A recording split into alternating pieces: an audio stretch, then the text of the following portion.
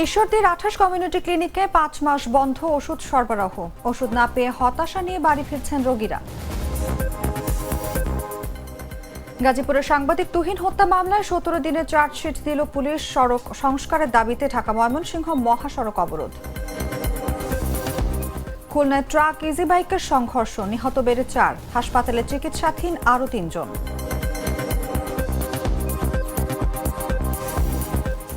রাজশাহী বিশ্ববিদ্যালয়ের আরবি বিভাগে 3 মাসেও দেয়নি ফলাফল, বিভাগে শিক্ষার্থীদের তালা। নিয়োগ বোর্ড বাতিলের দাবিতে ছাত্রদলের বিক্ষোভ। এবং রাজবাড়ীতে শিক্ষার্থীদের ভিন্ন উদ্যোগ, 2 টাকার হোটেলে শ্রমজীবীদের মিলছে তৃপ্তির খাওয়া। মেনুতে থাকে গরুর মাংস, মাছ ও ডাল।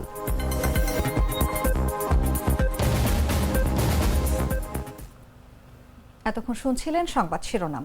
দর্শক আমন্ত্রণ দেশজুড়ে সংবাদে, সঙ্গে আছি আমি অনুভা বিশ্বাস। মশলা বদলে ফেলেছে, এবার আপনিও বদলে ফেলুন। একবার প্রাণ গুঁড়া মশলা ব্যবহার করেই দেখুন। চলে যাচ্ছি পুরো খবরে। পাবনার ঈশ্বরদী উপজেলার 28 কমিউনিটি ক্লিনিকের প্রায় সবগুলোতেই 5-6 মাস ধরে ওষুধ সরবরাহ বন্ধ। দুর্ভোগে পড়েছেন গ্রামের হতদরিদ্র মানুষ। এসব কমিউনিটি ক্লিনিকে এসে শুধু পরামর্শ নিয়ে খালি হাতে ফিরতে হচ্ছে রোগীদের। নতুন অর্থ বছরে আবারও সরবরাহের আশ্বাস কর্তৃপক্ষের।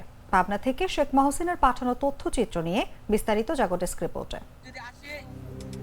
যদি এক পাতা গ্যাসের পরিচয় কাটি সারি হাফ পাতা দেয়, এটা ঠিক। জ্বর সর্দিতে অসুস্থ হয়ে কমিউনিটি ক্লিনিকে গিয়েছিলেন 67 বছর বয়সী খোদেজা বেগম। সেখানে তাকে স্বাস্থ্য পরামর্শ দিলেও ওষুধ দেয়া হয়নি। ওষুধ না পেয়ে হতাশ হয়ে বাড়ি ফেরেন অসহায় বৃদ্ধা। আমার জ্বর আছে, ডাক্তার ওষুধ দিতে পারতেছে, ওষুধ নাই, আমরা কিভাবে চলবো? আমরা গরিব মানুষ, ওষুধ না পালি পারে আমরা কিভাবে চলবো? মেলা মানুষই আসে, ওষুধ নাই, ঘুরি ঘুরি যায়, আর কোনে আমরা যাব? আমরা গরিব মানুষ। ওষুধ না পেয়ে ফিরে যাওয়া খোদেজা বেগমের বাড়ি বেতবাড়িয়া গ্রামে। ওষুধ না পেয়ে খালি হাতে ফিরেছেন একই উপজেলার মার্মি গ্রামের বাসিন্দা নাজিমুদ্দিন ও আব্দুল মজিদও। দিন ঘুরতেছি কিন্তু ওষুধ পাওয়া যায় না, আমরা ওষুধ পাই না, দেবো কোন থেকে? ওই আইলে 4 মাসটা ভরে যায়। শুধু শুক্রবার বাদে সপ্তাহে 6 দিন কমিউনিটি ক্লিনিক সকাল 9টা থেকে 3টা পর্যন্ত খোলা রাখা হয়। এছাড়া কমিউনিটি ক্লিনিকে হেলথ কেয়ার প্রোভাইডার ছাড়াও একজন স্বাস্থ্য সহকারী ও পরিবার কল্যাণ সহকারী নিয়মিত স্বাস্থ্য সেবা দেওয়ার কথা থাকলেও বেশিরভাগ কমিউনিটি ক্লিনিকে স্বাস্থ্য সহকারী ও পরিবার কল্যাণ সহকারী নিয়মিত বসেন না। ফলে প্রত্যন্ত গ্রামীণ জনগোষ্ঠীর জন্য নির্মিত এসব সেবা কেন্দ্রে কাঙ্ক্ষিত সেবা থেকে বঞ্চিত হচ্ছেন মানুষ। এদিকে উপজেলা স্বাস্থ্য ও পরিবার পরিকল্পনা কর্মকর্তা বলছেন, নতুন অর্থ বছরে ট্রাস্ট অফিস থেকে আবারও ওষুধ ক্রয় করে কমিউনিটি ক্লিনিকগুলোতে সরবরাহ করা হবে। জুলাই থেকে আমাদের নতুন অর্থ বছর শুরু হয়েছে। নতুন অর্থ বছরে আমাদের সিবিএসসি, যেটা আমাদের কমিউনিটি বেসড হেলথ কেয়ারের হেড অফিস থেকে ওনারা যখন আবার নতুন করে ওষুধ ক্রয় করবেন, সেই ওষুধগুলো ক্রয় করার পরে পর্যায়ক্রমে আমাদের সবগুলো উপজেলায় কমিউনিটি ক্লিনিকের জন্য প্রেরণ করা হবে। দ্রুত ওষুধ সরবরাহ করা হবে জানিয়ে সকলকে অপেক্ষা করার আহ্বান জানান এই কর্মকর্তা। নাফিস আব্দুল্লাহ, জাগো নিউজ। গাজীপুরের সাংবাদিক আসাদুজ্জামান তুহিন হত্যা মামলায় আদালতে চার্জশিট দিয়েছেন মামলার তদন্তকারী কর্মকর্তা বাসন থানার এসআই দুলাল চন্দ্র দাস। সোমবার গাজীপুর মেট্রোপলিটন পুলিশের উপপুলিশ কমিশনার রবিউল হাসান জিএমপি সভাকক্ষে আয়োজিত এক প্রেস ব্রিফিংয়ে এই তথ্য জানান। উপপুলিশ কমিশনার বলেন, সাংবাদিক আসাদুজ্জামান তুহিন হত্যা মামলায় গ্রেফতার 8 জনকে অভিযুক্ত করে রোববার আদালতে চার্জশিট জমা দেওয়া হয়েছে। হত্যাকাণ্ড সংঘটিত হওয়ার 24 ঘন্টার মধ্যে অভিযুক্তদের গ্রেফতার করা হয়, আর 17 দিনের মধ্যেই মামলার চার্জশিট প্রদান করা হয়েছে। তিনি আরও জানান, তুহিন হত্যাকাণ্ডের পর তার ব্যবহৃত মোবাইল ফোনটি উদ্ধার করা সম্ভব হয়নি। তার মোবাইল ফোনটি বর্তমানে বন্ধ রয়েছে। ফোনটি উদ্ধারের জন্য চেষ্টা চালিয়ে যাচ্ছে পুলিশ। গেল 7 আগস্ট রাতে গাজীপুর নগরের ব্যস্ততম চান্দনা চৌরাস্তা এলাকায় প্রকাশ্যে সাংবাদিক আসাদুজ্জামান তুহিনকে কুপিয়ে হত্যা করা হয়। তিনি দৈনিক প্রতিদিনের কাগজ পত্রিকার গাজীপুরের স্টাফ রিপোর্টার ছিলেন।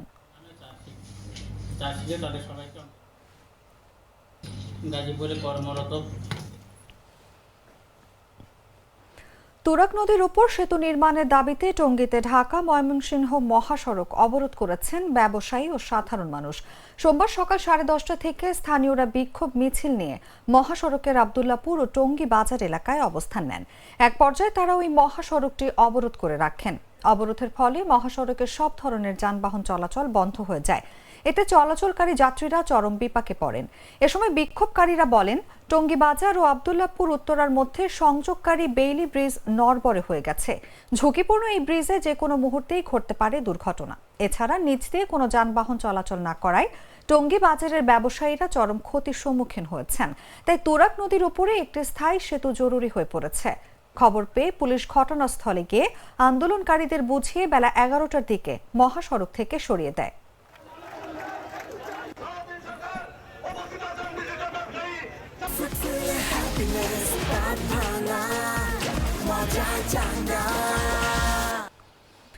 খুলনা ডুমুরিয়া উপজেলার ঝিলেরডাঙ্গা এলাকায় ট্রাক ও ইজি বাইকের সংঘর্ষে নিহতের সংখ্যা বেড়ে 4 জনে দাঁড়িয়েছে। দুর্ঘটনায় আহত অন্য 3 জন খুলনা মেডিকেল কলেজ হাসপাতালে চিকিৎসাধীন রয়েছে। সোমবার সকাল আনুমানিক 9টায় ডুমুরিয়া উপজেলার ঝিলেরডাঙ্গা এলাকায় এই দুর্ঘটনা ঘটে। স্থানীয় ও পুলিশ সূত্রে জানা যায়, সকাল আনুমানিক 9টায় খুলনা থেকে ডুমুরিয়াগামী একটি ট্রাকের সঙ্গে বিপরীত দিক থেকে আসা একটি ইজি বাইকের মুখোমুখি সংঘর্ষ হয়। সংঘর্ষে ঘটনাস্থলেই 2 জনের মৃত্যু হয়। হাসপাতালে নেয়ার পথে আরও 1 জন মারা যান। পরবর্তীতে চিকিৎসাধীন অবস্থায় আরও 1 জনের মৃত্যু হয়। অন্যান্যরা বর্তমানে চিকিৎসাধীন অবস্থায় রয়েছেন। ডুমুরিয়া থানার ভারপ্রাপ্ত কর্মকর্তা মাসুদ রানা বিষয়টি নিশ্চিত করেছেন।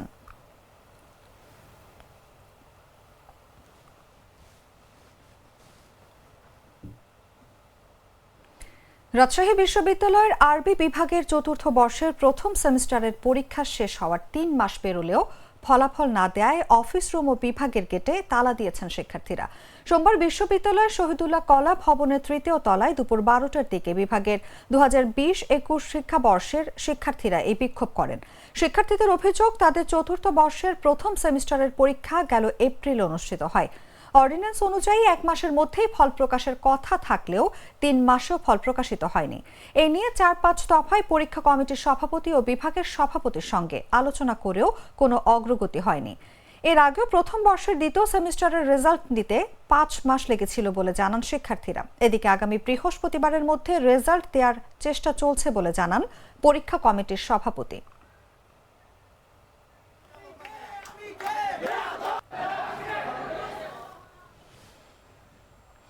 রাজশাহী বিশ্ববিদ্যালয় কেন্দ্রীয় ছাত্র সংসদ নির্বাচনের ভোটার তালিকা থেকে ছাত্রলীগের নাম বাতিলের দাবিতে বিক্ষোভ করেছেন শাখা ছাত্র দলের নেতাকর্মীরা। এ সময় রাকসু নির্বাচন ঘিরে 5 দফা দাবিও জানান তারা। সোমবার বেলা 11:30টায় বিশ্ববিদ্যালয়ের শাখা ছাত্র দলের দলীয় ট্রেন্টের সামনে বিক্ষোভ করেন তারা। তাদের দাবি, 2024-25 শিক্ষাবর্ষের শিক্ষার্থীরা যেন রাকসু নির্বাচনে অংশগ্রহণ করতে পারে, কারণ তারা সম্প্রতি জুলাই অভ্যুত্থানে সরাসরি অংশগ্রহণ করেছে। তাই অনতিবিলম্বে রাজশাহী বিশ্ববিদ্যালয়ের রাকসু ভোটার তালিকা ছবি সহ প্রকাশ করতে হবে। এছাড়াও যারা নিষিদ্ধ সংগঠনের সঙ্গে যুক্ত তারা যেন কোনোভাবেই এই ভোটার তালিকায় অন্তর্ভুক্ত না হয়। রাকসু নির্বাচন যেহেতু সবার, তাই এতে অবশ্যই সকলের উপস্থিতি নিশ্চিত করতে হবে বলেও দাবি তাদের।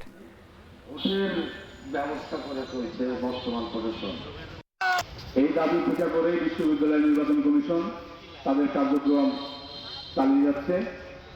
তাদের প্রেক্ষিতে আজকে আমরা যে বিক্ষোভ কর্মসূচি ও স্মারকলিপি প্রদান কর্মসূচি দিয়েছি, তার প্রথম দাবি হচ্ছে জুলাই আগস্ট আন্দোলনে যারা কলেজ শিক্ষার্থী ছিল, আমরা দেখেছি, এমনকি বিশ্ববিদ্যালয়ের এই প্রশাসন তারাও দেখেছে তাদের আশেপাশে কারা রাজনীতি করেছিল, তাদের আশেপাশে কারা মৃত্যুর ভয় ভেঙে রাজপথে ছিল। সেই 24-25 সেশনের শিক্ষার্থীরা আজকে রাজশাহী বিশ্ববিদ্যালয়ে ভর্তি হয়েছে। আজকে যখন এই পাকিস্তানি পেতাত্তারা, এই দেশের শত্রুরা, যারা অর্থ দুর্নীতি করে, যাদের ব্যাংকে টাকা ছিল না, তারা আজকে সিঙ্গাপুর থেকে শুরু করে মালয়েশিয়া যে সকল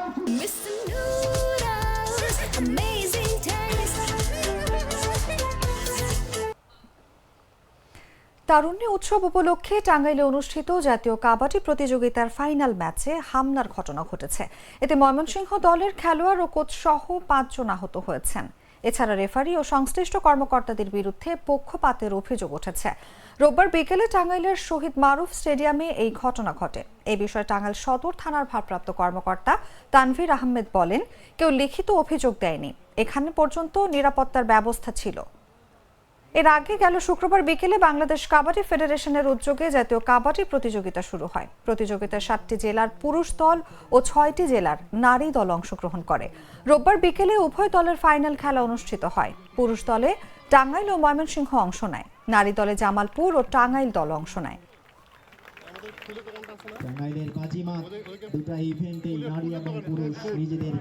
আজকে আমাদের ফাইনাল ম্যাচ ছিল। ফাইনাল ম্যাচ শুরু হওয়ার পর থেকেই দেখা যাচ্ছে লেফারিরা আমাদের এন্ট্রি টিমে সাপোর্ট দিচ্ছে, তারা সেদিকে টানছে। তারপর আমাদের মেন টাচ না হলেও টাচ দিচ্ছে, এরকম হয়ে খেলা যাচ্ছে। যাওয়ার পর আমরা পয়েন্ট অনেক এগিয়েছিলাম।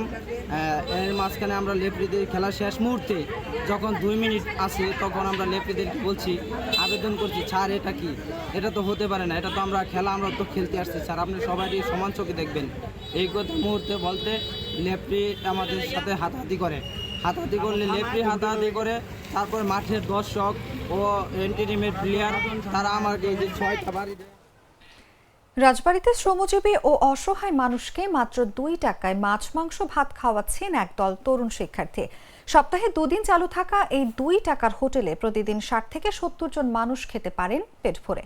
দ্রব্যমূল্যের বাজারে যেখানে গরু বা ইলিশের স্বাদ দুর্লভ, সেখানে শিক্ষার্থীদের এই মানবিক উদ্যোগ অসহায় মানুষের মুখে ফিরে আনছে হাসি। রাজবাড়ী থেকে রুবেলুর রহমানের পাঠানো তথ্যচিত্র নিয়ে বিস্তারিত জাগো ডেস্ক রিপোর্টে। 2 টাকার হোটেলে গরুর গোশত দিয়ে ডাউল দিয়ে পেটটা ভরে ভাত খাওয়া যায়। সাজানো গোছানোর চেয়ার টেবিলে বসে খাবার খাচ্ছে শিশু সহ একদল নারী পুরুষ। মেহমানদারি করছেন কিছু তরুণ ও যুবক। দেখে মনে হবে কোনো অনুষ্ঠানে খাওয়া দাওয়া চলছে, তবে এটি কোনো অনুষ্ঠানের আপ্যায়ন নয়। যারা খাচ্ছেন তারা অসহায় ও শ্রমজীবী মানুষ। 2 টাকা হোটেলে তাদের খাওয়াচ্ছেন শিক্ষার্থীরা। সপ্তাহে 2 দিন এই হোটেলের নামমাত্র 2 টাকা দিয়ে অসহায় ও শ্রমজীবী মানুষ দুপুরে পেট ভরে খেতে পারেন। বাড়িতে রান্না করা সাদা ভাত ও ভুনা খিচুড়ির সঙ্গে থাকে খাসি, গরু ও মুরগির মাংস, আরও থাকে ইলিশ, মুড়ি ঘন্ট ও ডাল। খাওয়া শেষে কোনো কোনো দিন থাকে মিষ্টি ও পান সুপারির ব্যবস্থা। প্রতিদিন বিশেষ এই হোটেলে 60 থেকে 70 জন শ্রমজীবী খেতে পারছেন। আসলে কি 2 টাকায় কোনো কিছু হয়? 2 টাকা তো একটা ভালো একটা চকলেটও হয় না। 1 কেজি গরুর মাংস দাম কমপক্ষে 700 টাকা। 700 টাকার হোটেলে গরুর মাংস 2 টাকা দিয়ে ভাত, ডাউল, মাংস এগুলো দিয়ে আমাদের যে খাওয়াইলো, আমাদের খেয়ে খুব ভালো লাগলো।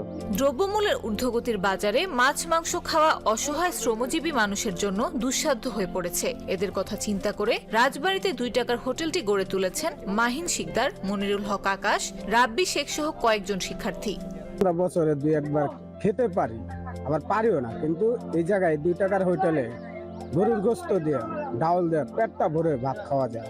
আমরা সহজে কিনতেও পারি না বা খাইতেও পারি না, যাই হোক এরা 2 টাকার হোটেল থেকে খাওয়াই যে পেট ভরে খাইছি, আরো যাতে ভবিষ্যৎ খাওয়াইতে পারে, এই জন্য এদের জন্য ধন্যবাদ। হোটেলটি রাজবাড়ী শহরের রেল স্টেশন সংলগ্ন ফুলতলা এলাকায় অবস্থিত। স্টেশন সংলগ্ন হওয়ায় দেশের বিভিন্ন স্থান থেকে কাজের সন্ধানে আসা শ্রমজীবী, রিক্সা চালক ও অসহায় মানুষ দুপুরে এখানে খেতে পারছেন। 2 টাকা মানে দিলে কোনো দোকানদার নিতে চায় না, 2 টাকা পাইলে পরে 2টা চক্র ধরা যায়। এই মোটিভটা কাজে লাগাই আমরা হোটেলের মানে নাম নির্ধারণ করছি 2 টাকা হোটেল, যাতে 2 টাকা একটা নোট দিয়ে আমাদের এখানে এসে খেতে পারে। শুধুমাত্র নামমাত্র 2 টাকার হোটেল, আমরা যে প্রত্যেকের কাছ থেকে টাকা নিচ্ছি বিষয়টা এমন। ইলিশ মাছ, খাসির মাংস, মুরগির মাংস সহ মিষ্টি, পান সুপারি এরকম আয়োজন করেছি এবং তারা আমাদের এই হোটেলে এসে খেয়ে খুব খুশি হয়েছে। সরেজমিনে দেখা যায় একদল তরুণ যুবক রাজবাড়ী রেল স্টেশন সংলগ্ন ফুলতলায় রাস্তার একপাশে চেয়ার টেবিল সাজিয়ে রেখেছেন। টেবিলে রয়েছে পানির জার, 1 টাইম প্লেট ও গ্লাস। পাশে একটি ভ্যানের উপর বড় বড় গামলা ও পাতিলে রাখা হয়েছে বাড়ি থেকে রান্না করে আনা চিকন চালের ভাত, গরু মুরগির মাংস ও ডাল। রাস্তার পাশে রিকশা রেখে হাত মুখ ধুয়ে খেতে বসেছেন শ্রমজীবীরা। টেবিলগুলো মানুষে পূর্ণ হলেই পরিবেশন করা হচ্ছে খাবার। সমাজে অনেক মানুষ আছে যারা এক মুঠো ভালো মন্দ খাওয়া তো দূরের কথা, এক বেলা ভাত না খেয়েও তাদের থাকতে হয়। তাদের কথা চিন্তা করে তাদেরকে ভালোবেসে আমাদের এই সংবাদ শেষ করার আগে শিরোনামগুলো জানিয়ে দিচ্ছি আরেকবার। ঈশ্বরদীর 28 কমিউনিটি ক্লিনিকে 5 মাস বন্ধ ওষুধ সরবরাহ। ওষুধ না পেয়ে হতাশা নিয়ে বাড়ি ফিরছেন রোগীরা। গাজীপুরের সাংবাদিক তুহিন হত্যা মামলায় 17 দিনের চার্জশিট দিল পুলিশ। সড়ক সংস্কারের দাবিতে ঢাকা ময়মনসিংহ মহাসড়ক অবরোধ। খুলনায় ট্রাক ইজি বাইকের সংঘর্ষ, নিহত বেড়ে 4, হাসপাতালে চিকিৎসাধীন আরও 3 জন।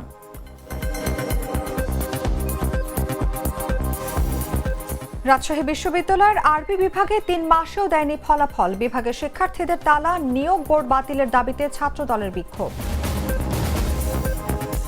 এবং রাজবাড়ীতে শিক্ষার্থীদের ভিন্ন উদ্যোগ, 2 টাকার হোটেলে শ্রমজীবীদের মিলছে তৃপ্তির খাওয়া। মেনুতে থাকে গরুর মাংস, মাছ ও ডাল।